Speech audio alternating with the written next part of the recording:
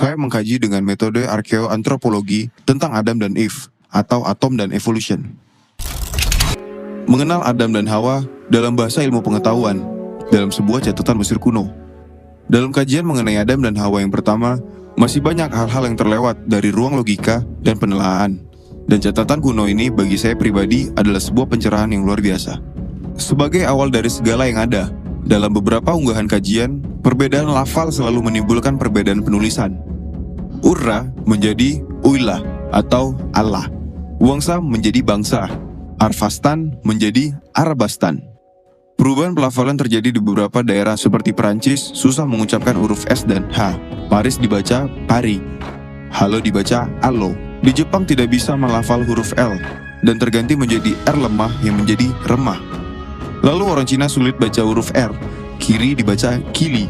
Begitu juga dengan atom, yang dalam lafalnya mengalami perubahan menjadi Adam.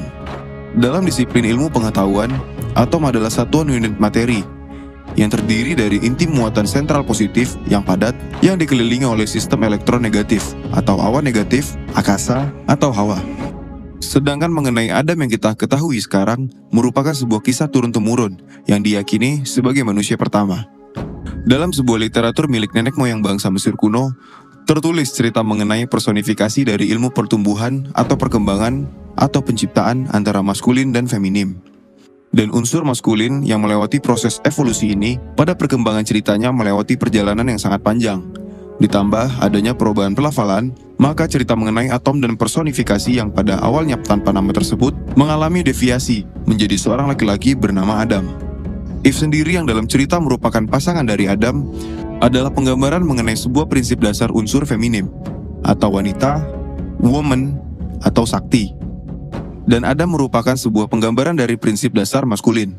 Pada zaman dahulu, jauh zaman sebelum Masehi, anak-anak usia belia sudah mulai diajarkan mengenai prinsip-prinsip hukum agung alam semesta. Dan salah satunya adalah mengenai penciptaan dan evolusi. Sehingga dibuatlah sebuah personifikasi cerita yang mampu penggambaran prinsip dasar mengenai maskulin dan feminim. Dan ketika mereka menjadi dewasa, mereka akan diajarkan ilmu atom yang sesungguhnya dan diinstruksikan untuk menyingkirkan hal-hal kekanak-kanakan yang mereka dapatkan sebelumnya. Dua prinsip dasar dalam penciptaan dan evolusi itu tercermin di sebuah planet tata surya kita, bahkan dalam kekuatan alam sekalipun.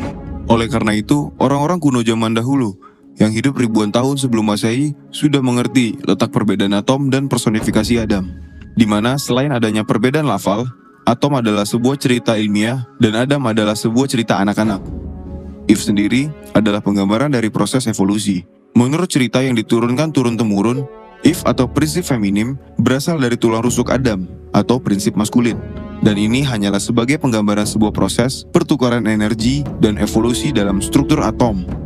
Bukan evolusi dari monyet menjadi manusia, tetapi evolusi dalam struktur atom. Dan para ilmuwan zaman itu sudah mengetahui bahwa unsur wanitalah yang melahirkan, dan laki-laki tidak dapat melahirkan. Eve yang sebagai proses evolusi menyebabkan atom mengalami proses perubahan, proton dan elektron yang bergerak berinteraksi. Apapun yang ada di alam semesta selalu dalam kondisi bergerak untuk menuju perubahan. Inilah yang dinamakan evolusi. Semua berevolusi di dalam rahim semesta dan dilahirkan pula dari rahim alam semesta. Kita sering mendengar pertanyaan, lebih dulu mana ayam dengan telur? Jawabannya adalah, ayam dan telur adalah sama-sama memiliki unsur dasar feminim, sehingga tidak terjadi argumen yang bertentangan dengan teori penciptaan. Apakah Adam sebagai manusia pertama? Saya pribadi mengatakan tidak. Karena Adam adalah personifikasinya atau penggambarannya memiliki tanda lahir universal, yaitu pusar, pusat, atau udel. Setiap pria punya ibu, dan setiap orang adalah anak dari seorang ibu. Ada sebuah ungkapan kuno yang sangat dihormati oleh banyak manusia bijak. Ungkapan itu adalah, I'm the son of a widow, atau aku adalah anak dari seorang janda. Semoga apa yang saya coba terjemahkan dari catatan kuno ini bisa membantu membuka ruang logika semua putra-putri matahari di sini. Mari kembalikan kejayaan negeri matahari.